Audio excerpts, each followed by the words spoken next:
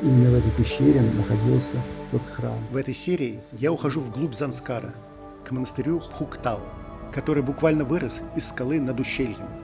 Чтобы попасть сюда, нужно пройти через высокогорную пустыню, ночевки в дороге, священную гору Гонборангджон, Пурны и тропу над Бирюзовой рекой. Это уже не просто Ладак. Это место, где дорога превращается почти в паломничество.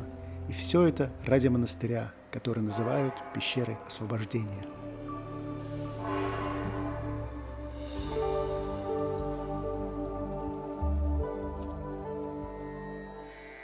Я еду через Индию к Гималаям, от шумного Дели и дорог Манали к Ладакху, древним монастырям и далекому Занскару.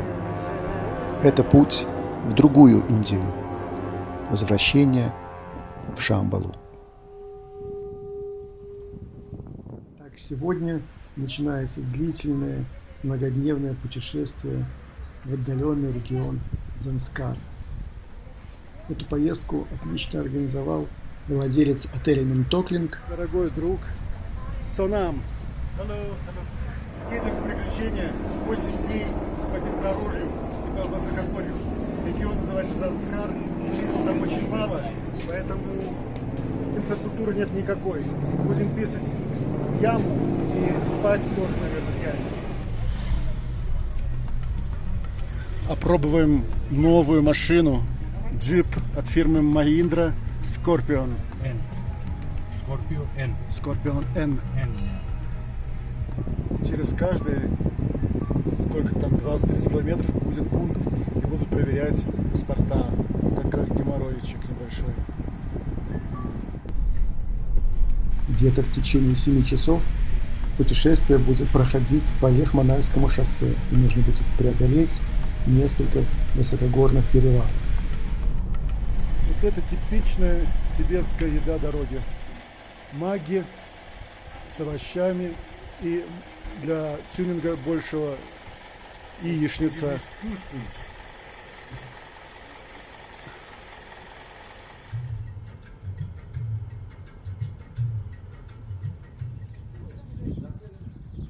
Первая остановка не прошло и даже не знаю сколько, 7 часов, 6 часов с начала путешествия. Мы так далеко и никуда не уехали, потому что в машине электроника стала показывать какую-то херню. И мы вернулись в Лех, и оказалось, что это просто глюк.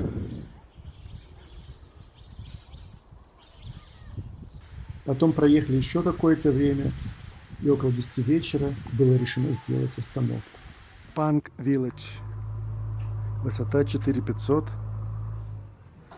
Это такой кафе, ресторан, отель. Есть в домиках места, есть палатки. Вот такая ночлежка. Ночевка в палатке. Вот уютненько тут.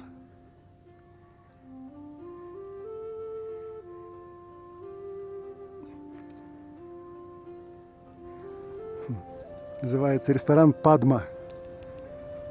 В этом помещении отдыхают, спят, едят, пьют чай.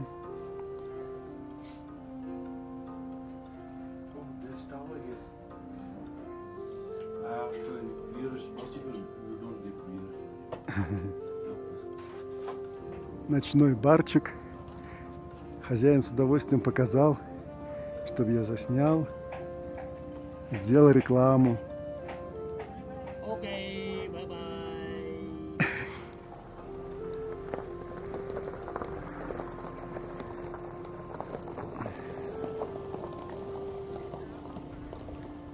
Никогда не был в таких условиях. Это очень прикольно. Что-то такое из пионерского детства.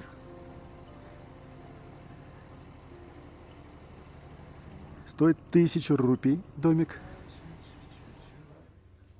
Вот в этом домике такой момент уюта. Куча одеял. Конечно же синтетических, но теплых. О! И тубзик. По сути, этот тубзик такой на улице, но огорожен дощечками. Душа, конечно, никакого нет, но обещали принести воду горячую. Холодная вроде как есть. Вот такой вот экстримчик по-ладахски. О, доброе утро, страна! Good morning, Сонам. Ночью было просто пипец. Градуса 4. Просыпаешься от леденящего холода. Я засунул себе воду под мышку, чтобы согреться с утра. Ну, короче, первый раз у меня такие экспириенсы. Воздуха не хватало. Я просыпался из-за того, что мне надо было вот так вот дышать, потому что, нету воздуха. Как будто у тебя пневмония и воздуха не хватает. Вообще интересное впечатление. А так, в принципе, нормальное состояние, но вот воздуха нет и нет, и все. Ты стоишь, лежишь, минуту лежишь, а потом, где же воздух? Но к концу все-таки заснул, все отлично. Красивые места, meditation. Поехали дальше.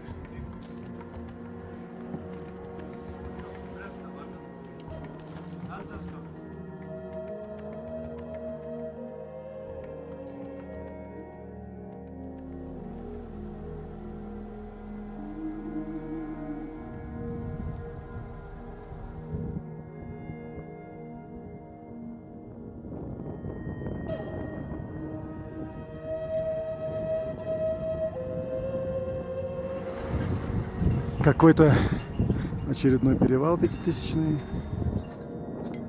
Перевал Лачункла. 5064 метра над уровнем моря. Перевальчик.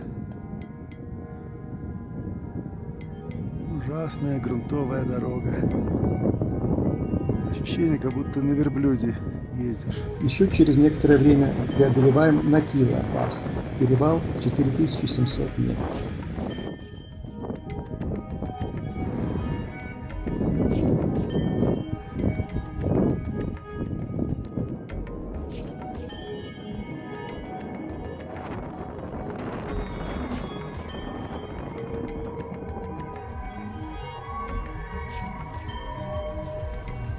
Такие разъезды.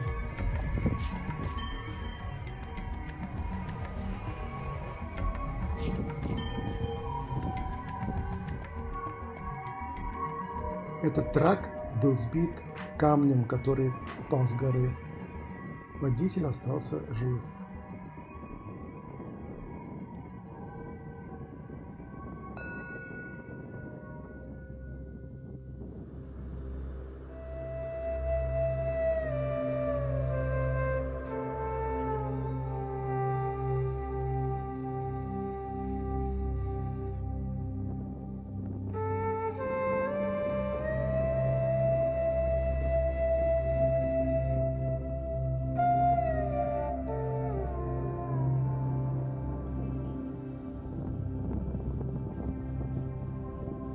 Езда в Гималаях – это сплошные серпантины.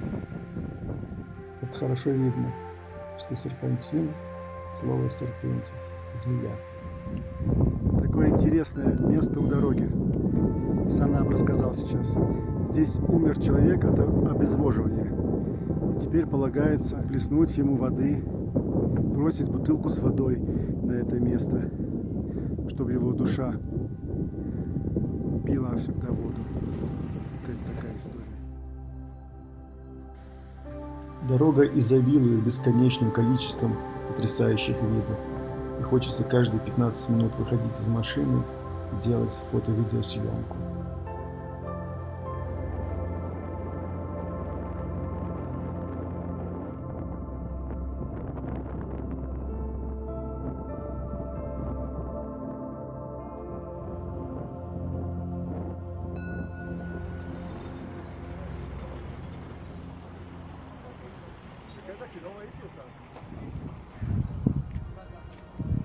Следующая остановка Сарчу. Сарчу – это граница между Ладаком и Химачал-Прадешем.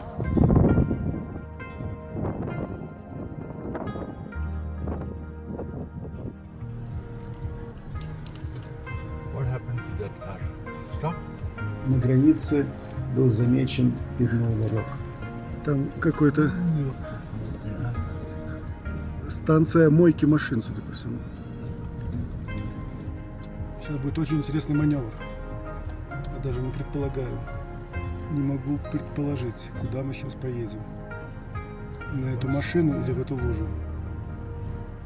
Все хотят купить пиво в этом прекрасном киоске Chilled Beer. После Сарчу картинка перед глазами постепенно начинает меняться. Становится холоднее и появляются белые вершины. И теперь по пути стали часто попадаться переезды через горные ручьи. По сути, получается, что мы преодолели Гималайский хребет и оказались на южной стороне его, со стороны Индии. Летом здесь более прохладно, более влажно и, как следствие, более зелено. Тарча.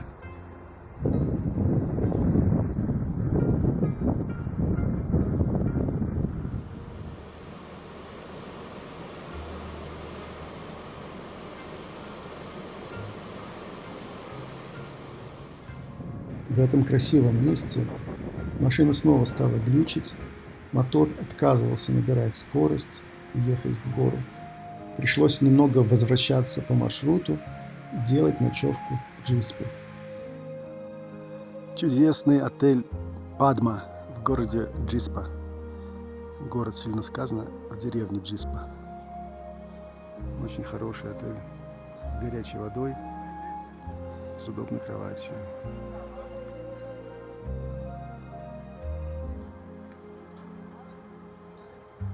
Погодка сегодня так себе. Все-таки с машиной что-то было не в порядке, и Санам решил срочно ехать в Манави. А вместо себя он пришлет такси, которое довезет до Пурны, откуда еще 3 часа нужно будет идти до монастыря Фуктай. Холодно. Ну вот сейчас прям настоящий Гималай. Уже снег какой-то есть. Ледники появились. Совсем другие перевалы здесь. Морозный ветер, снег. Как будто в другой стране находишься.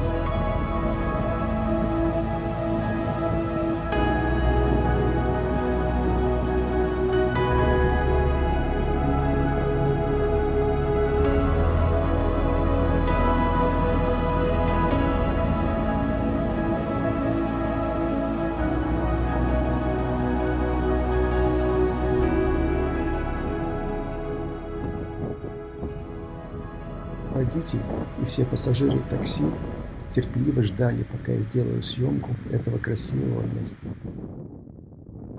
Отсюда начинается Занскар. Такой сегодня вариант в общественном транспорте. Маршрутка индийская.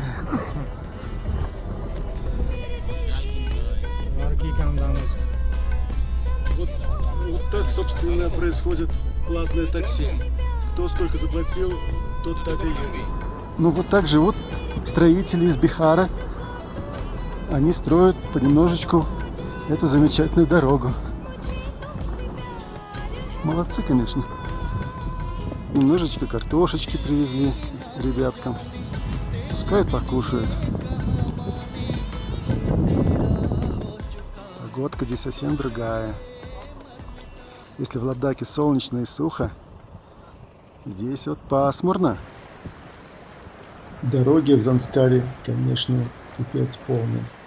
Точнее, отсутствие дорог.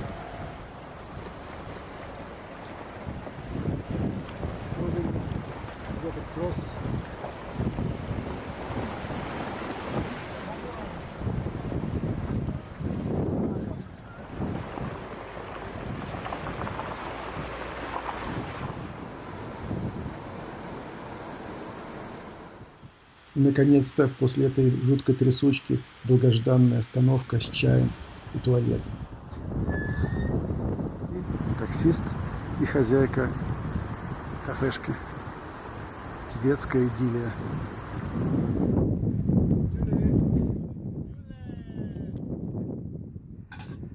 Are you from Fuktal? No, I'm from Karjak. Kajak. And in Fuktal you have a My Rishtedar. Rishtadar, yes. Rishtedar. Okay, relation. Has a homestay. Yes. Good, thank you very much. Классная вот эта кафешка из камней сделана. А, собственно, вот и имя ресторана. Аччо. А вообще это очень красивое, мистическое место возле священной горы Гомбо-Ранджи.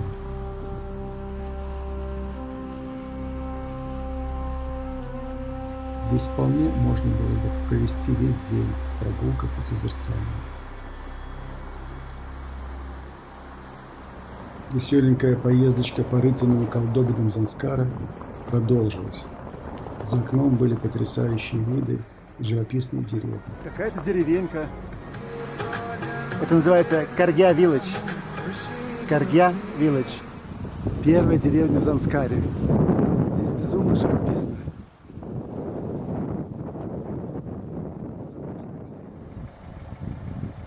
Проверка паспортов. Вот так происходит. Вписывание всех данных в большую книгу, чтобы ни один иностранец не потерялся.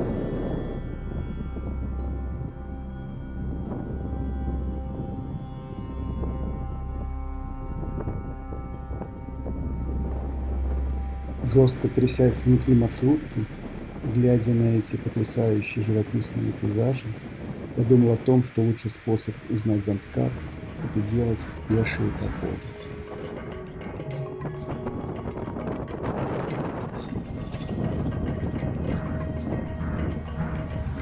Вблизи можно снять очень прикольное место. Вот эта речка вроде как Царап сливается вот с той речкой. Предположительное название, честно говоря, тоже Царап. Синенькая с грязненьким. Наконец-то 6-часовая тряска по замечательным дорогам Занскара закончилась, и появилась возможность немножко передохнуть и перекусить перед пешей прогулкой в монастырь Фукталь. Ожидается когда-то туристический бум, видать, в Занскаре, и строят вот такие домики для отдыхающих.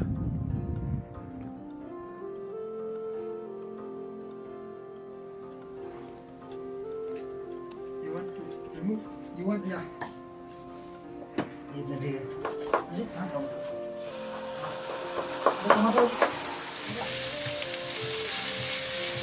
У этого замечательного владельца отеля можно было оставить рюкзак и перекусить перед дорогой. Жареный рис с овощами. Спасибо тебе, добрый человек. Монастырь.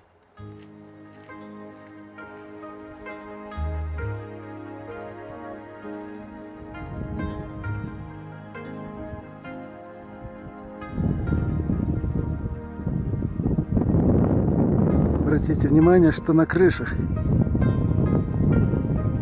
ой, извините, какашки и солома.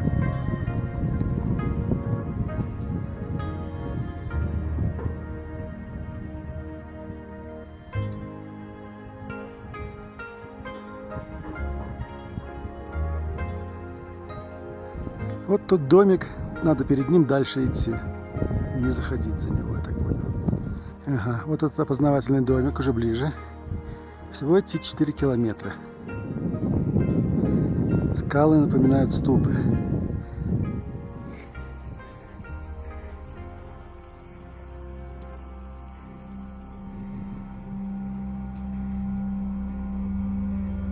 Итак, до монастыря Фукталь нужно было преодолеть еще 6 километров пути.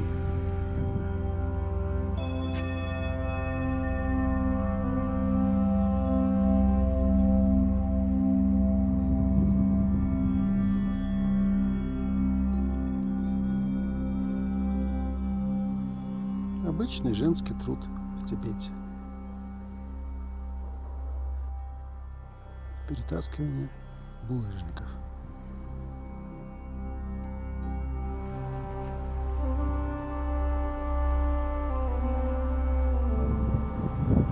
Да, погодка не радует, не радует.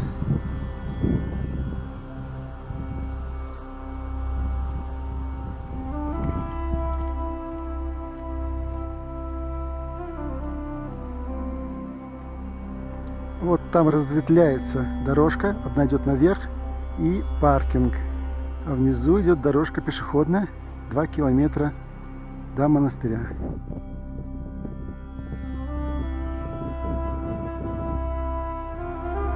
Как зовут-то тебя?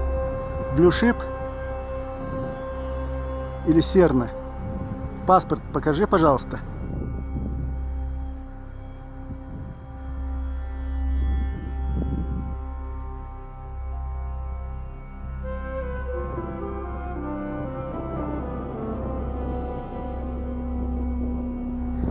Вот эта дорожечка, надо по ней пройтись немножечко.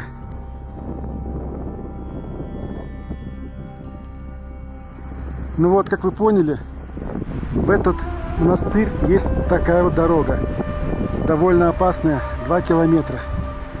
И вся еда, все напитки, все, что нужно для человеческой жизни, все подносится вот по этой страшной тропинке.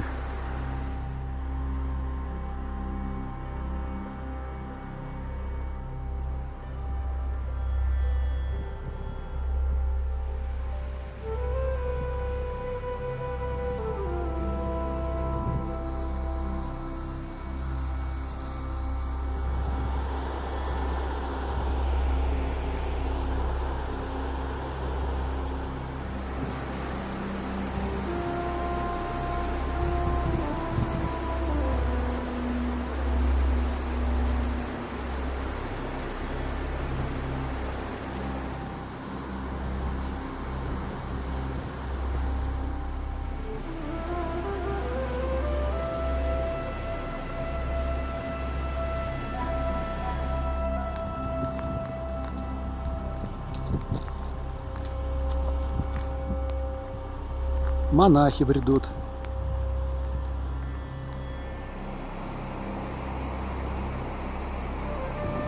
Вон там вход в это загадочное царство красоты и мистики природы.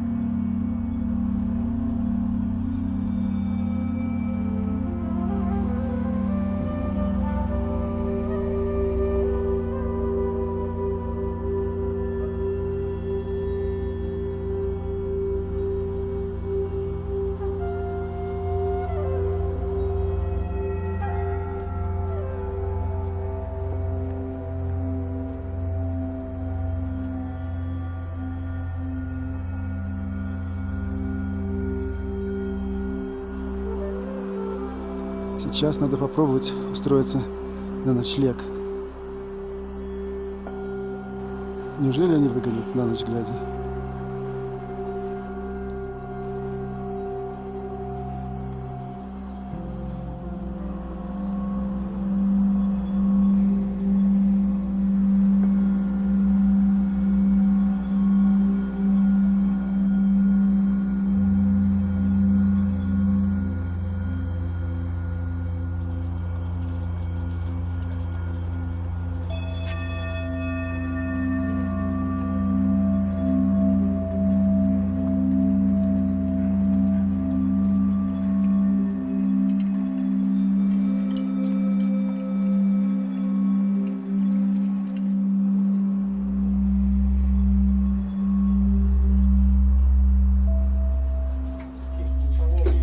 Это кухня монастыря. Монахи угостили рисом с овощами. Дежурный по кухне сегодня пионер Петя и комсомолец Вася.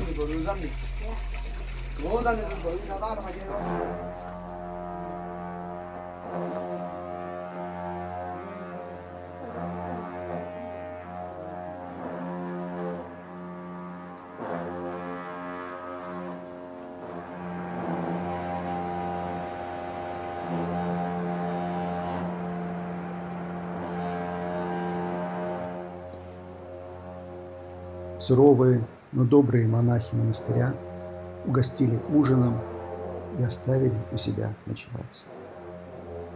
Вечерняя пуджа.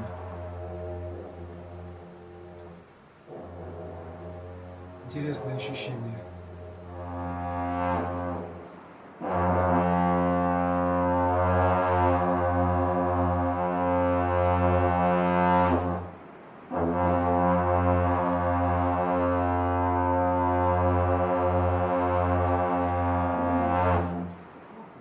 Келья монашеская настоящая. Интересно, что здесь будет сниться?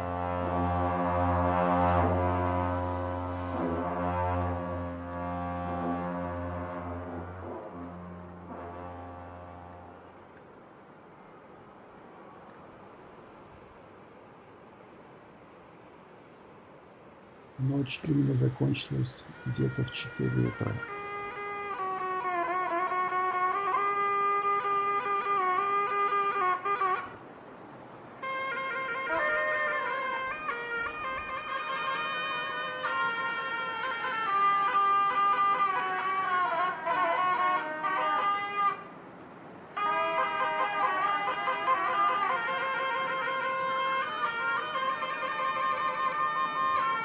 Юные монахи добросовестно будили весь монастырь, да и заодно всю округу.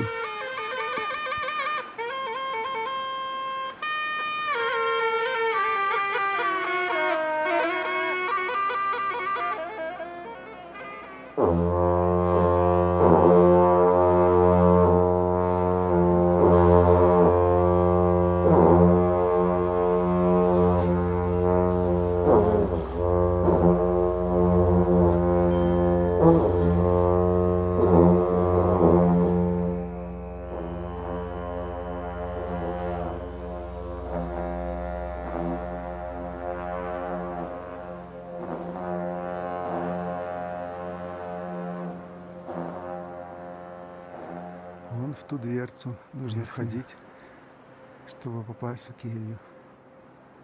Окна из этой кельи.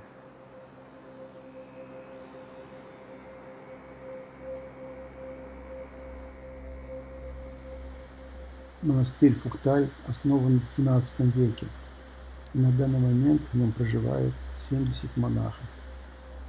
Сейчас моя задача была посетить утреннюю молитву – Уджу.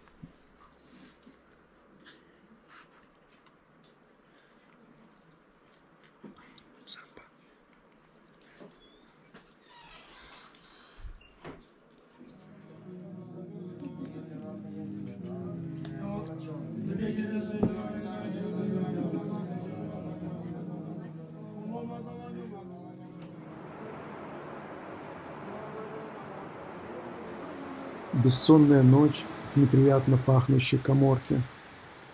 Унылая служба с невкусной цампой с прогорким маслом.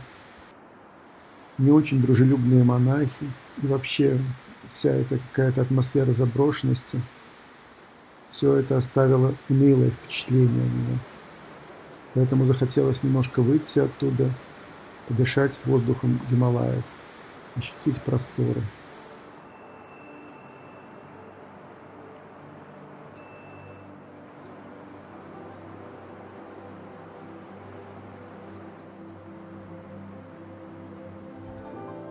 Домики и кельи монахов. Вполне приличные, кстати.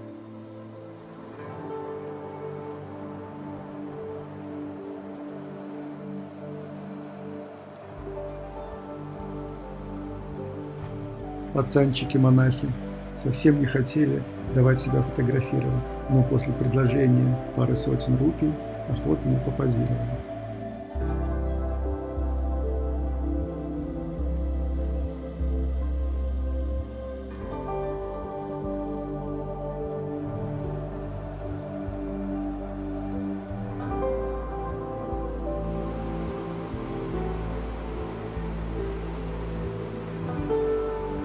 Когда в самом гостевом доме не хватает места для туристов, их располагают снаружи в палатках.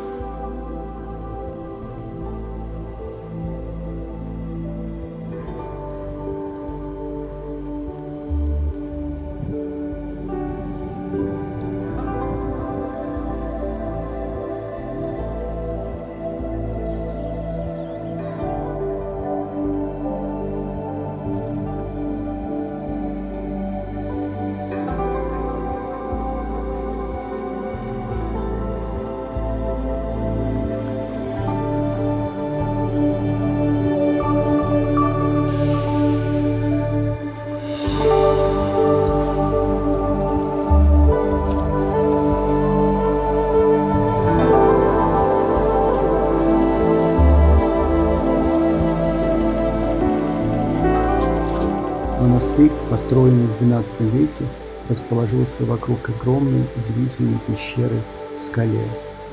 Именно в этой пещере находился тот храм, где сегодня я посетил службу.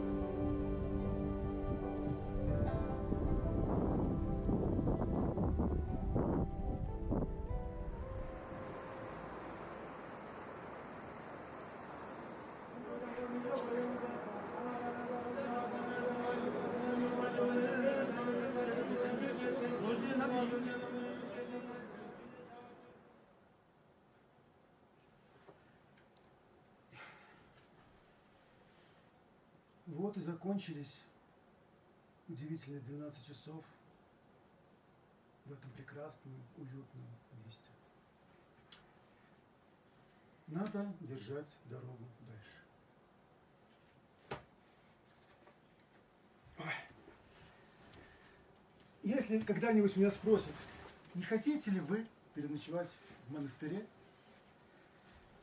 я вспомню эту прекрасную ночь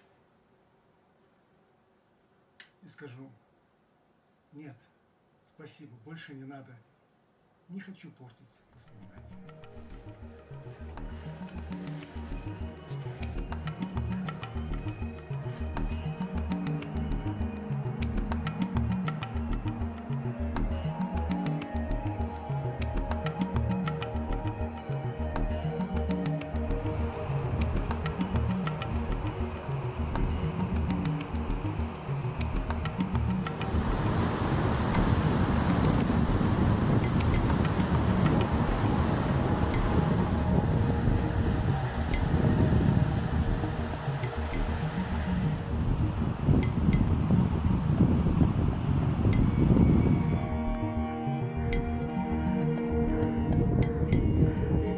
Вот там поселок Пурны, где нужно перекусить и потом поехать в Паду каким-то образом. Надеюсь, приедет Санам с какой-то машиной. Может быть, одна из этих двух машин Санам. А на горизонте появилась белая машина. Пунктуальность достойна швейцарцев. Он ровно в 3 часа будет здесь. Я офигеваю от этого народа. Это потрясающие люди. Ладахцы.